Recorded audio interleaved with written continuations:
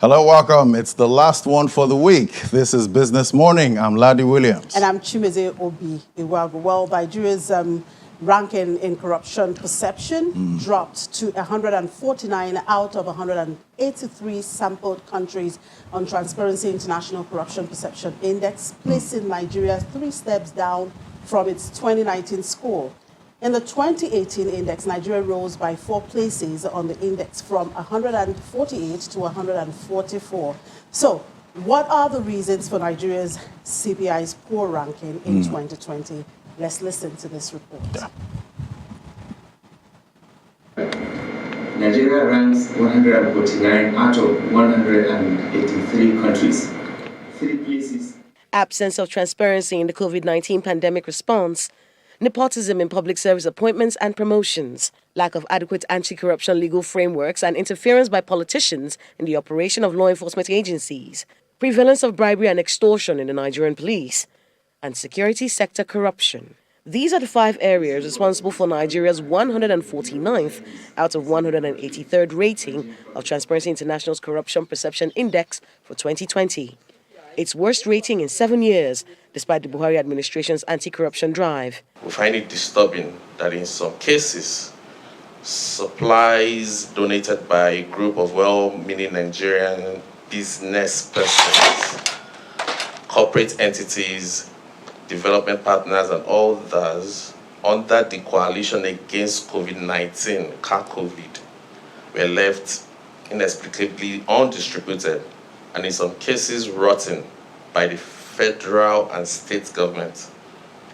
While these occurrences are not specific to Nigeria, citizens are yet to see concrete action by the anti-graft agencies on these issues. There is also the fear that whistleblowers are not properly protected from victimization, mostly because the country's whistleblower policy is yet to have a legislative backing. There are so many people who have been stigmatized. There are so many people who have been laid off work. There are so many people who have suffered one form of backlash or the other for speaking out against instances of corruption. But when we have the legislation in place, it will provide for some form of protection for whistleblowers. Of the 175 countries surveyed, dipping to 148th in 2017 and improving to 144th in 2018. In the second term of the Buhari administration, the number dipped again to 146th, reaching its worst figure in 2020 at 149th. On the prevalence of corruption within each country, Transparency International is calling for the passage of relevant anti-corruption laws, full implementation of the 2020 Police Act, a transparent monitoring framework for security votes, and effective curbing of bribery among officers of revenue-generating agencies to improve Nigeria's corruption index by the end of 2021. Kayla Magwa, Channels Television News. Interesting. Well, Chimi, the federal government has rejected this CPI. Well, we're not that corrupt. The issue is, I don't think the argument should actually be whether we are corrupt or we're not corrupt, because for me, it's a mere perception, and perception might not always be true, okay? But if for me as an individual, you say I'm bad, and I know I'm not bad, so the next thing I'll do is to make sure I portray myself as not being bad, okay? And do the right thing, take the right actions, and not probably saying, I'm not bad, and yet what I do is being perceived as being bad. But, you know, the key thing here is that some of these rankings or ratings is basically to bring to the fore the necessary areas the government would have to work on, not necessarily criticism. That's key for me. And studies have shown that these CPIs actually have a relationship with FDI. So well, we will look at that data, but I don't think that's what we'll look at, that data. Let's see how it goes. In the meantime, the manufacturing sector is gasping for air. According to the president of the Manufacturers Association of Nigeria, Engineer Mansour Ahmed, he attributes the situation to the pandemic and other challenges like poor port management, while he appreciates the efforts of the government through the 100 billion naira intervention. He says there are constraints to accessing the fund and has reduced the expected impact. Let's take a listen. All these funds have to come through mostly through the commercial banks. particularly for the larger manufacturing activity. And unfortunately, the banks are putting very, very strict conditions and making it sometimes difficult for our manufacturers to comply with these conditions in order to access the funds. Secondly, and this is also very important, while you make the Naira available for manufacturers, unfortunately, the foreign exchange situation has gone in the other direction. So if you get the Naira on loan, even if it is 5 to 9%, and then you can't get the foreign exchange you need to bring in your equipment, you're going to be in trouble because you have a loan that will be generating interest and you are not able to use it in order to generate the productivity required. And the Central Bank Governor, Mr. Godwin Emefiele, has announced plans to commit the sum of 50 billion naira for the repositioning of the Nigeria Commodity Exchange. The plan, according to the CBN boss, is expected to give a boost to the commodities exchange, which has been performing suboptimally for some years now. At a meeting with members of the steering committee, which aims to reposition the commodity exchange, Mr. Emefiele lists the economic benefits to be tapped from the platform. The CBN has been engaging with the management of the Nigerian Commodity Exchange and other key stakeholders on strategies to revamp the exchange and upgrade its facilities, similar to what exists in other African and Western countries where commodities exchanges are a key driver of economic growth.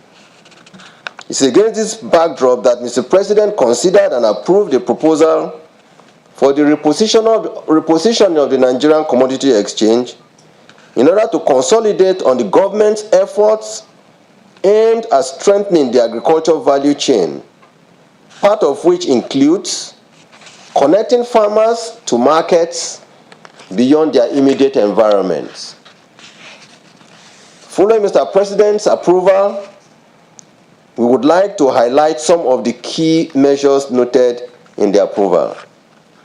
That the CBN, as majority shareholder of the Nigerian Commodity Exchange, collaborate with the Nigerian Sovereign Investment Authority and the African Finance Corporation under the INFRACO structure to develop and implement a strategic repositioning plan for the Nigerian Commodity Exchange to make the exchange an efficient world-class commodity exchange. Mr. Godwin Emefiele, the governor of the Central Bank. Well, President Muhammadu Buhari last week directed the Federal Inland Revenue Service and related government agencies to plug all revenue leakages to ensure strict compliance with tax payments by foreign companies operating in Nigeria. President Buhari also urged FIRS to facilitate the deployment of more digital platforms and seamless connections in line with the Finance Act 2020. And don't forget, the government is looking for ways to ramp up its revenue generation. Temitope Kolade, Senior Manager at Anderson Tax Nigeria, joins us next. And Temitope Kolade, Senior Manager at Anderson Tax Nigeria, joins us now. Thank you for joining us. Good morning, Temitope. Thank you for joining us. Nice to be here. Thank you, Ladi. Thank you, Chief. Yeah, so in the President's words, it's not enough that our citizens and local businesses pay their fair share of taxes. Equally, foreign businesses must not be allowed to continue to take advantage of our markets. What is your take on this? Yeah, I think the president is absolutely right, and the reason is not far-fetched. Number one thing we need to realize is that the pandemic has pushed us further into digitalizing the economy. The economy itself is becoming, the digital space is becoming the economy itself. Virtually everything is now done digitally. And what that means is that people can provide services from outside Nigeria without coming into Nigeria. Before now, our laws were written in such a way that it was targeting bricks and mortars. It was about your physical presence in Nigeria, but several things get to be concluded without even people visiting Nigeria now. And what that means is that we need to step up our games. Of course, the OECD has also tried to step into this to ensure that there is more transparency, there is balance in the way multinationals are taxed, especially those who run digital transactions. Okay. But the truth is that there are some political undertones here and there. I'm sure you're aware that at some point the US, for instance, was against France trying to impose some digital taxes on the likes of Google, on the likes of Facebook and all. And that's where to really strike the balance. The unfortunate thing, is that, many countries are taking a unilateral approach, but the OECD is trying to have a consensus-based approach where everybody sits down at the table and says, this is the fair share of tax that you should pay. But we're not there yet. And the country is just trying to say, well, whatever the case is, let's just move forward and get our own fair share of the taxes. Right. We have an act that, of course, that should be a guide for all of it. What does it say, in this regard as it concerns foreign businesses? Okay, particularly, when it comes to foreign businesses, there are different ways to look at it. Number one thing we will think about when the law was the way it was prior to 2020, when we had the Finance Act 2019 passed into law. It was a case of if you have physical presence, if you have employees that are doing business for you in Nigeria, that's about the Section 13 of the Companies Income Tax Act. So you would have to pay tax in Nigeria. But with the Finance Act 2019, there was a change, there was a twist to the issue. And it was now about having a significant economic presence. So it's not so much about physical presence again. It's about creating a significant economic presence. And in that light, you would see that you're now talking about digital businesses. So you don't necessarily have to come into Nigeria, but if you have carried on transactions of up to 25 million naira, then it would mean that you are taxable in Nigeria. But the question again is, how exactly are you taxed? The framework is not clear yet. Last year, again, the Minister of Finance passed into law what is called the Significant Economic Presence Order. But it's not so clear still how exactly you're going to get these people to be taxed in Nigeria. Right. Yeah. So perhaps do you think that could be also part of the problems why, oftentimes government will say, hey, companies are not remitting their taxes. Could it really be the methodology that government is applying in, getting these taxes? Could that be the challenge? Because you're saying, they are not yet clear on the modus operandi, if I would put it that way. You're certainly right. And the reason is this, because when there is uncertainty about the tax laws, then people just go awoo and they try to do whatever pleases them. And one of the tenets of the tax laws is that you have to be certain, really. You have to provide clear guidance on what has to happen.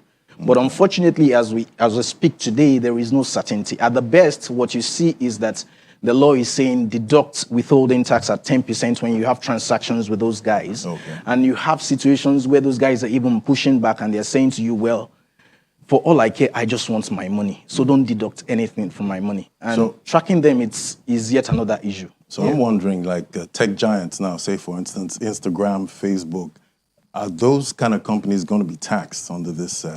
They are meant to be taxed. That's the reality. But as I said, how? It's not clear. It's not clear as well. Perhaps because of people who do businesses online. That's another issue. That's a lot of businesses go online. Instagram and all. Exactly. How do you tax these individuals? Now, for the businesses who go online to do their businesses, it's much easier because most times it's either they are in Nigeria or outside Nigeria. So take, for instance, if they're already in Nigeria, you don't have to worry so much about them because the government can trace those. But for those who are outside Nigeria, but they get businesses run in that space, what we talk about is that they have marketing intangibles. You can't hold them down to say, this is where you get this guy. Right. So the way to then do it is to begin to interconnect systems. And to begin to say, okay, maybe I can use the bank as an agent of collection in certain cases, which is why the president is also talking about collaborating with the MDAs from the part of the FRS. Automation, such that there is synergy within the sharing of information between all of those government agencies. And it's then better, it's easier to track what's happening within that space and hold it down. But before now, what was the level of compliance for foreign companies? Well, I would say that to the best of my knowledge, the foreign companies have been to a very large extent compliant especially for those who are in Nigeria, multinationals, for instance, you talk to the likes of Shell, Chevron, and all of those, they would typically like to pay their fair share of taxes. I think the real issue is the digital economy, right? And so the question is, what's the modus operandi for even taxing these guys?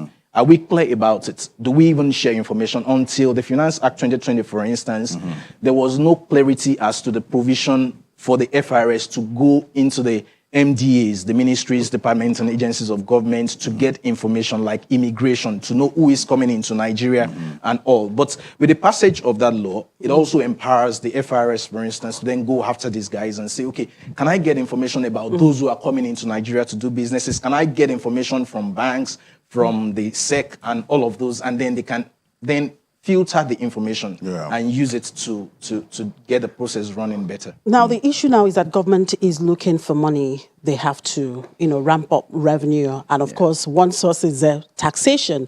And I think that's why the president is bent on, look, we have to go for this. All right. And then the automation and all that. Now, are there countries that have succeeded in this that perhaps Nigeria could learn from? Yeah, definitely. I would say I gave an instance of France, for instance, imposed digital services tax on the tech giants, for instance. But there was the backlash. US also threatened that they were going to go after them, that they were going to ensure that whatever imports were coming from France too were going to be excessively taxed, just like a fight back. Again, there was an experience like that in Russia as well, where you have Russia trying to synchronize, automate their systems and ensure that whatever sales is happening in different companies, they have a view to what is happening. But there is a bit of difference with with Russia, because it's a bit of more communist. And so the liberalization there is reduced, unlike what you get in Nigeria. Everybody wants to have a full grasp of what they're doing, and when you come to try to fiscalize their systems, they push back because they want to have full control of their internal control system. So the question would be, how exactly are we going to ensure that when we say we want to synchronize with other people's system, like companies, like supermarkets, to know what exactly is happening within those space? How are we going to do it such that the government will not be going to court with several companies, because you want to get into information that there should be some data privacy as a matter of fact. So those fine lines need to be very cleared out before we really proceed with this. Well, thank you very much, Temitope Kolade, our Senior Manager at Anderson Tax Nigeria. Thank you. We appreciate your time. Thanks, and we hope to invite you again, and please do answer us. Sure. Thank you very much. Okay, the thrust of the Finance Act may be boosting government revenue, but it also seeks to provide more tax incentives for Nigerian businesses and individuals, part of which is slashing import duties and levies. From next week, the proposed slash in duties on vehicles and tractors from 35 to 10% will take effect. That's our conversation next. And the Controller General of the Nigeria Customs Service, Mr. Hamid Ali, this week indicated that the proposed slash in duties on vehicles and tractors from 35 to 10% will likely take off next week. Some of the highlights in the 2020 Finance Act include reduction in duties on tractors from 35 to 10% and reduction in duties on motor vehicles for the transportation of goods from 35 to 10%. A reduction on levy on motor vehicles for the transportation of persons from 35% to 5%. Let's have this conversation with an automotive industry stakeholder and local content investor, Mr. Oseme Oyeyabe. Thank you for joining us, sir. Thank you very much for joining us, sir. Good to have you. Nice. So the reduction of import duty on vehicles is part of the provision in the Finance Act. What's your take on this? It's a motion without movement. If the intention of the Controller General is to drive up revenue, I'm not too sure he would achieve that. I base this premise on the fact that the major import volume is on the used vehicle. Right. There is a levy reduction, not duty reduction. Okay. If you check very well, and I'm sure by Monday when the act is properly, the document from Federal Minister of Finance is out, you will find out that the reduction is on levy. As of today, everybody is paying 35%, whether used or new vehicle. But the new vehicles are paying only 35% for levy. But now there's a reduction in levy from 35 to 10 for new vehicles. It's not before now, used vehicles were not paying any levy. So there'll probably not be revenue gain for the General. The reduction in the area of trucks is very, very visible because tractors, and if you check the schedule, HS code 8701, it does mean that there will be a reduction from 35 to 10%. That will have impact on local assembly, but then you will probably be able to get in more trucks to drive the industry. But beyond that, if it relates to agri-tractors, maybe food security will be impacted. But on the buses, which is the crux of the matter, you are reducing duty from 35 to 10%. That is only for buses that are carrying above 10 persons.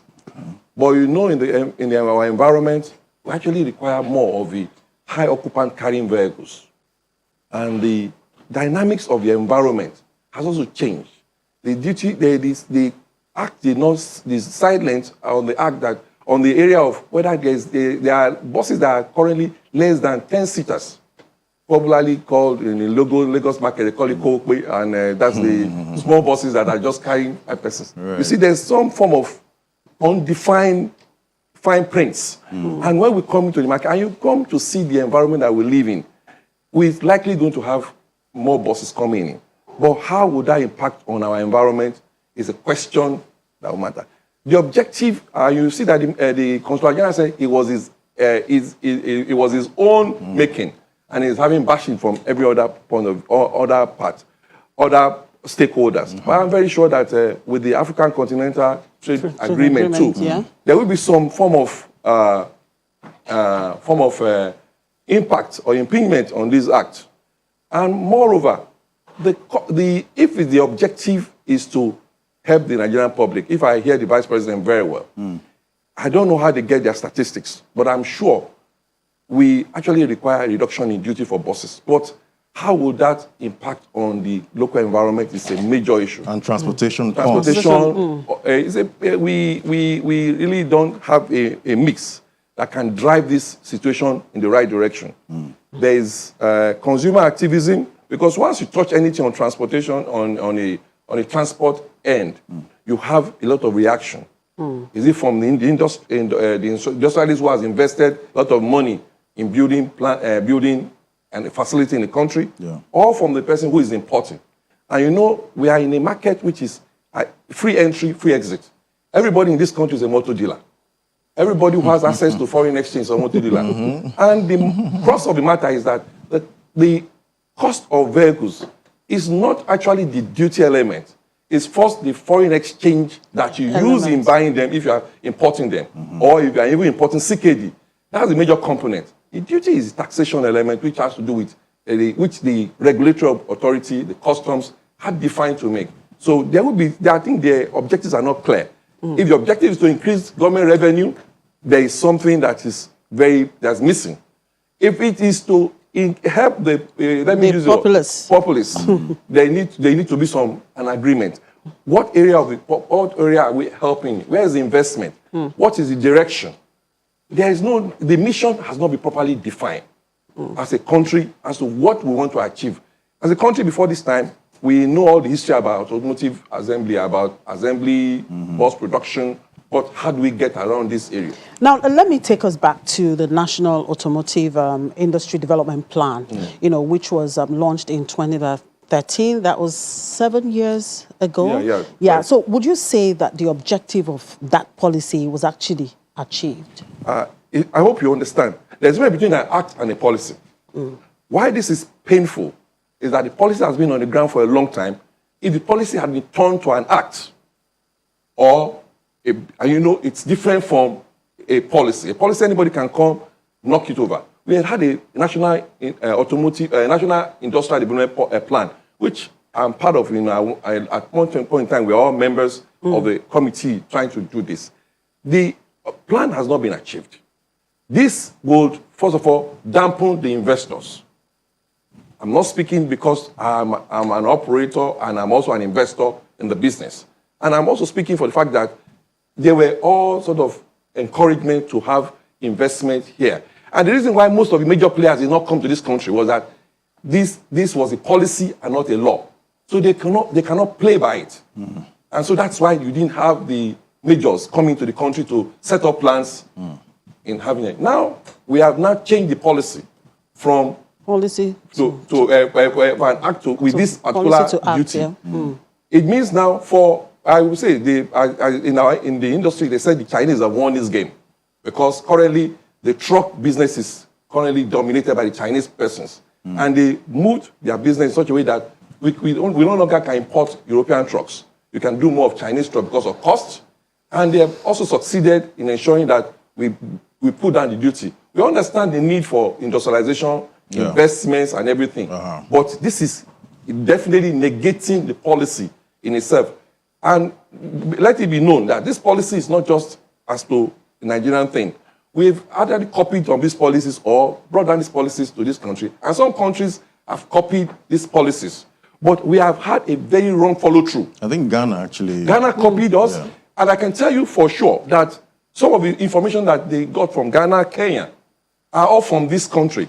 We got some of our information from South Africa.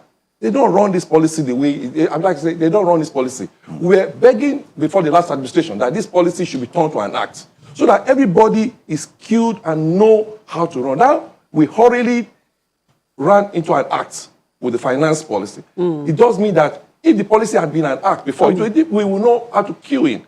But for you to change an act, you go back to the parliament again. It takes a lot of time. But policy, anybody can come and wish it away. But what do you think would be the implication on assembly plants in Nigeria? No. There were 4 major reasons why assembly plants were established. Yeah. One, technology transfer, issue about employability, investment, infrastructure, and all the standards that were there.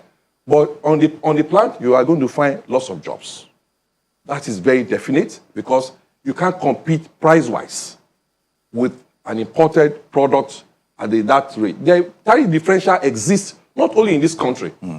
Once there's a tariff differential between what you get in and what you are producing locally, will be there. And we know our people are very smart. I'm not trying to write our country wrong, but our people are smart in terms of pricing. The index price upon which the tariff is based is not in the hands of customs. And there's a lot of all sorts of tricks that people use. Some people get to the US, they remove the front fender or the lights of vehicle and consider those vehicles as used vehicles. And bring them in, put the fenders back, and sell them as new. Then when it's declared as used vehicle, you are now having a wrong base price. How can you compete with a manufacturer who is in this country, who has imported CKD, has paid for lights, paid for infrastructure, and put the vehicle together? You can never have the same base price. So there is going to be the assemblers who have invested, who has also borrowed money from the central bank, who have a lot of problems in the environment. Now, we actually need a good steel industry to support a vibrant automotive industry. Is that happening? No. I think that is a very strong history that we need to trace today. For the vehicles, just for purpose of a little bit of education, there are over 2,800 parts in every vehicle. And about 60% of that is from steel, which comes that we had our steel, which come from iron ore in Itakpe, then with the plant in Ajakuta. What we'll have done is to move from that level, from billets to plates and plate stamping. Most of the vehicles you see is just plate stamping, and we had the opportunity also of having a petrochemical company in Eleme, and these are the major feedstock for making automotive industry. The steel business they have not had a conscientious effort in driving the steel economy. It's not just for the automotive, it's also for the building industry. The rail that you currently are having problem with now, or we're trying to build rail lines, you need the steel industry to have been in good place so that you can have those feedstock. What we didn't get is to have moved our steel plant from reduction to build and boom and to place stamping level, where we can ask, okay, this component, which constitute about 25% of local content of that vehicle or vehicles are used for that. I'm very much involved in local content activity right now, and I can tell you for sure that that's where I play. And I know that a lot of people, there will be a lot of loss of job. If the steel industry was in place, those of us who are involved in local assembly and manufacturing will be able to go to Morocco. You will find that everybody is queuing on that thing because the first government takes that initiative, know the major industry that will affect the end result, and drive through that position in ensuring that those industries are well in place. And beyond automotive, the steel industry has not been able to help. And the government has argued that local producers can't meet the demand. For cars. Yeah, but because the question everybody will ask. Now, let's I will. Then we will engage ourselves in a form of statistics. I will like to finish that question. Yeah. But I think there's something. I think MBS will need to come to a panel for MBS. How they get their information, I probably don't know. So they produce about 14,000. Yeah, that's correct. I don't think they're not out of place in terms of making those assertions. Yeah. The current market size, there's a difference between market size and aggregate market. And those two economic terms, we need to understand it, especially in the auto industry. These are very, very, very germane facts. We know that population is over 200, and our current needs are in the region of over 400. You might need a thing, but you might not have the capacity to buy. There's a difference between capacity and capability. We understand our GDP as a country and as a person living in this country, that you have to have an affordability capacity. We know that we need over 200 or 500 vehicles. That's why before, when the tariffs were not in good direction, let me not say not well placed, we import over 500 used vehicles to this country with no age restriction. And with no over 10 years. Over 10 years, and some of them just come here and dump junks on us. We are one of the biggest hub of used parts in this world, not only in Nigeria, no longer in Africa. We have turned to one of the biggest hubs. You go to Taiwan, there are a lot of Nigerians who have factories where they just go there and butcher cars. They just buy it because they know that the Nigerian market will buy a used thing. So those are all the mentality that we have. And so the statistics that have been drawn about is that the capacity of the plants before the 205, when we had two automotive two car plants and 4 truck plants, was just less than 150,000. And then we're not meeting up the demand because then we can afford it. Now we want to produce over 500. There's no way we can. That's why there was a lot of license. But then, in the real sense, is that an effective demand? Which is based on our need. So there's a need for us to reconstruct or reconfigure what we actually need in this country as a person. Now, looking at this industry and, the way forward, you are a player there. Are there lessons to be learned from South Africa, for instance? Yeah, the South African lessons are great. South African lessons, there are many lessons to be learned. Let us even take the first issue about transporting of goods and persons. South Africa, first of all, closed its door. You cannot bring in any vehicle. They run a left-hand drive, though, but you cannot bring any used vehicle without going through the funnel. They have a specific funnel before you get in any vehicle anywhere in the world. Before you even go and open your bill of lading. They have so many restrictions. Then when you now bring it in, they want to be sure it's within the age and it will perform the function. It's not bringing junks that will not perform the function. They also look at certain area and restrict that for us in this environment, we want to have our artisans work. So they have what they call banter, for example. They just carry 2 persons and technicians, they go to site, they work. They have a small vehicle. That's why I said this policy, for example, has not addressed our initial need. We need a veritable industry that will encourage last mile. Last mile is somebody moving from your estate to the road. And then you now have the high occupant vehicle. Just like Lagos State is putting that structure in place. Lagos State have the high occupant big buses. But you need the last mile to feed that route, and then the other buses will run. Well, Mr.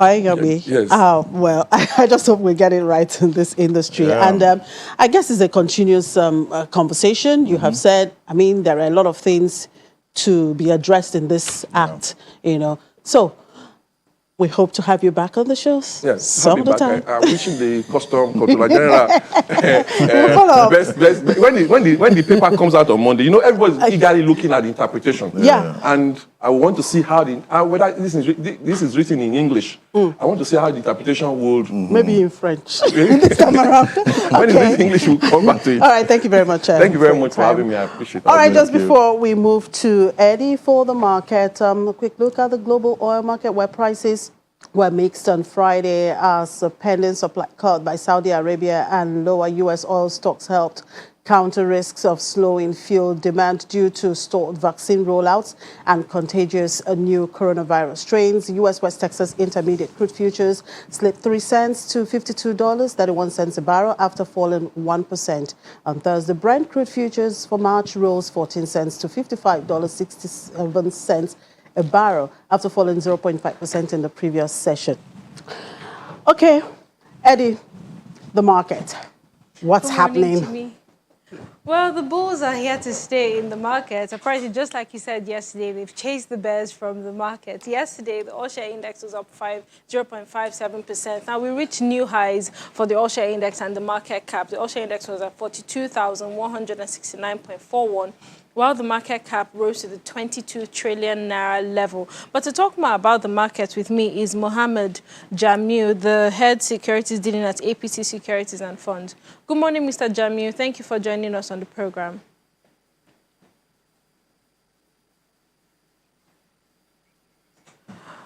Good morning, Mr. Jamil. If you can hear me, yesterday we saw a bunch of earnings come into the market from, Nigerian breweries to Total to NPF Microfinance Bank.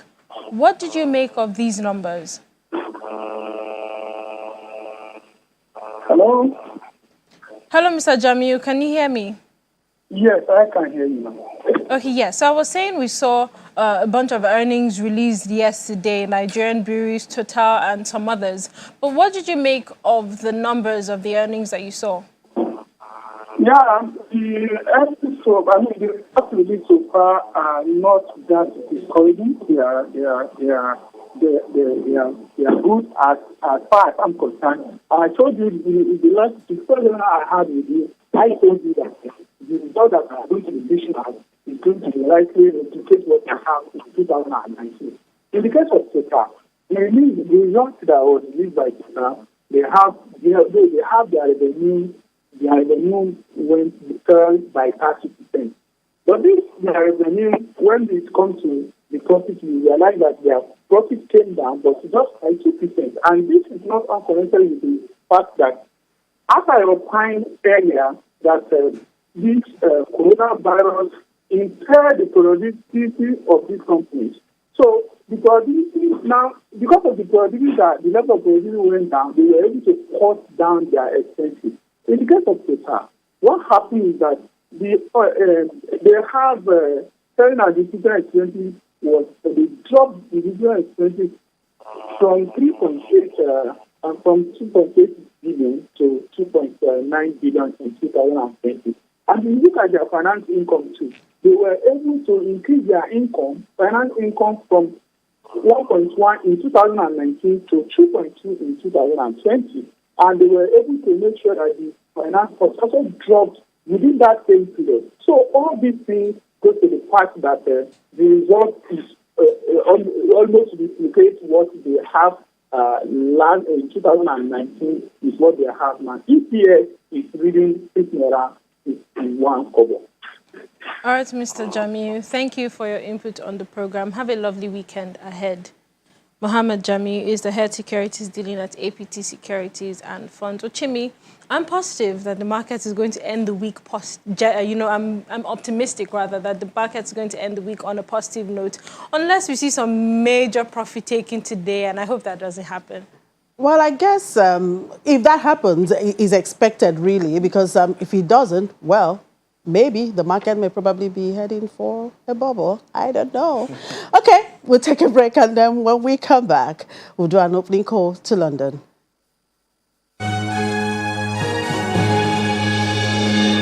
And for updates from London, let's talk to Juliana.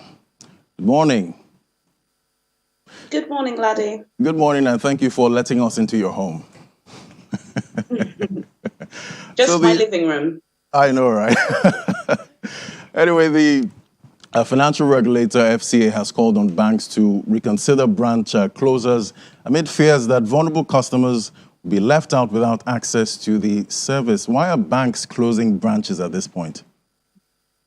This is quite an interesting story, and it's something that's been growing over the past couple of years. Our viewers around the UK would have noticed that typically you go onto a high street, you'd probably have 2 or 3 different bank branches open and ready to serve you. But that's not the case because, of course, most of us have become digital. We're using digital banks, and banks are using this opportunity to sell some of their retail space. And they just made an announcement alongside building societies that by the end of the year, they want to close a further 300 banks. And the FCA, the Financial Conduct Authority, which is the watchdog looking after customers, they are concerned that vulnerable individuals are just not going to be able to access this cash.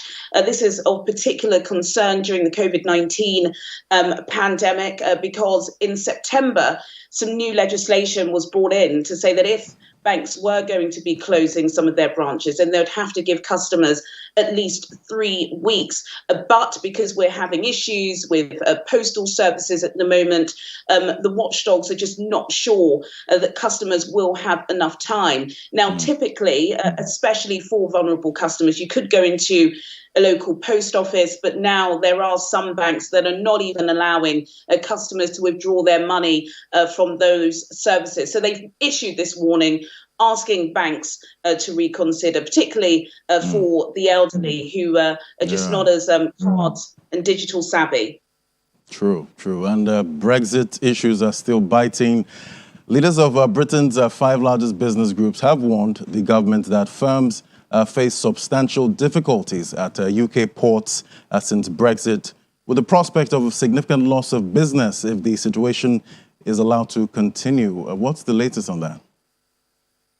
Well, yeah, so Brexit woes are still biting, as you said. And yesterday, there was a roundtable discussion between Michael Gove, who's the Cabinet Office Minister in charge of this process, and 5 of the biggest lobby groups that represent millions of business owners across the world. And they really were saying to him that they're just not happy with the lack of information that the government has been giving. There's so much new declaration forms and bureaucracy that has occurred since the Brexit transition period came to an end. There are customs declarations forms that some lorry drivers are just finding it incredibly difficult to fill out. We already know this because Scottish seafarers are having this same issue. So they're asking the government to try and put in some infrastructure as soon as possible, particularly as January is a very, very quiet period. It's over the next couple of weeks when the grace period with the EU will come to an end. That's their main concern. There is a little bit now brewing. It was supposed to be a private meeting between the 2 groups yesterday. Michael Gove has been doing the media rounds, which is why the Confederation of British Industry, the Federation of Small Businesses, Make UK, the Director of Institutes, they've written this open letter basically saying that the government need to act fast because there are major issues, and this is causing considerable concern and, of course, high rates for businesses who are already suffering because of the pandemic. And GameStop has been trending. What conversations are investors in UK having around this issue? You've kind of put me on the spot here, Laddie. This is such a huge story and it is so complicated. But I will try. And it's obviously, it's of huge significance. You know, this has completely caught the stock market off guard. The FTSE All-Share actually opened triple-digit lower this morning because there are main concerns. But I will try my best. So GameStop, pretty average, small games company. You go to any mall in America, you're typically likely to see it in between a beauty parlor and a nail salon. They've struggled. They were struggling before the pandemic. Reddit, not as popular as Twitter or Instagram, but still a fairly well-used social media app. They have about 4 million users. And then, of course, there's the stock market, Wall Street. What a lot of hedge funds do is they short sell, which means they borrow stock, they sell it cheap with a hope that stock will go much lower. So when they buy it back, they've made a profit. They did this with GameStop. They do it with so many other brands. Right. There was wind of this on a Reddit forum that talks about stock. And they said, you know what, we're going to rally together and we're going to buy back the stocks. So they did, and they did it at a completely gigantic rate. I believe, if I'm to be told is true, the stock went from $18 a share to $380 a share. So billions was lost overnight. This is part of a much wider discussion about, the 1% of the 1% of the 1%, and the fact that they're making a shed loads of money and it needs to start trickling down. There are some that are saying it doesn't matter. GameStop is still GameStop. It's still rubbish. But the fact that, a small group of pretty low rate investors was able to almost crash Wall Street and the FTSE All-Share overnight is part of a much wider discussion. I hope I tried to do that justice. Well, I believe I understand better now. And I hear they're coming into the crypto space. So we'll see how that goes. Anyway, thanks for the update and do enjoy the rest of your day. Thank you. All right, for the debt and currency market, it's back to you, Eddie. Thank you, Ladi. Well, the bond market sustained its bearish trend yesterday, but we'll be turning our focus to the Eurobond market today. I'll be talking to Dumebi Udegbunam, a fixed income trader at UBA. Good morning, Dumebi. Thank you for joining us on the program. Good morning, Aditya. Happy New Year, and thanks for having me. Happy New Year to you as well. So yesterday, Nigeria's $500 million Eurobond matured. Could you just tell us more about it? Sorry, I didn't get you. Could you come again, please? Nigeria's $500 million Eurobond, matured yesterday. Could you just tell us more about the bond and how the government is going to be repaying that? Okay, so the Euro bond was issued about 10 years ago from Korea, about 10 years ago, 2011, at an issuing price of 98 naira per share. So upon the issuance 11 years ago, a sinking fund was created to ensure the paying back upon maturity yesterday. So I think the government had or emphasized or saw that coming that they would pay, and they took care of that. If you notice, the external reserve didn't really move upon the payment of that 500 million. The coupon payment on that was 6.75%. So everything was in accordance to the reason or the initiative by the bill that. So it was paid accordingly, and the principal was created 10 years ago upon the creation of that bond to ensure the payment of the bond. All right, Dumebi, thank you for those updates. Have a lovely weekend ahead. Dumebi Udegbunam is a fixed income trader at UBA. Well, that's it on the market review for the week, Chimi and Ladi. Yeah. Thank you, Eddie. Oh, Ladi, did you say Reddit is coming? No. Get it into the crypto? That's a group to watch, It's actually a group in Reddit. So they have conversations about which assets to invest in. So basically, it's almost like a pump and dump scheme. And I hear... And when they get into the crypto... the crypto market is just right for them. So Dogecoin actually went up about 500% in 24 hours. Wow. And traders are attributing it to these same guys. So we'll watch and see. Yeah, we'll watch and see like how I said, it goes. Keep tracking that market. No problem. Okay, that's a wrap on the program for today and, of course, for the week. Thank you for watching. I'm Chimeze Obi Iwabu. Thank you for watching. I'm Ladi Williams. Bye for now.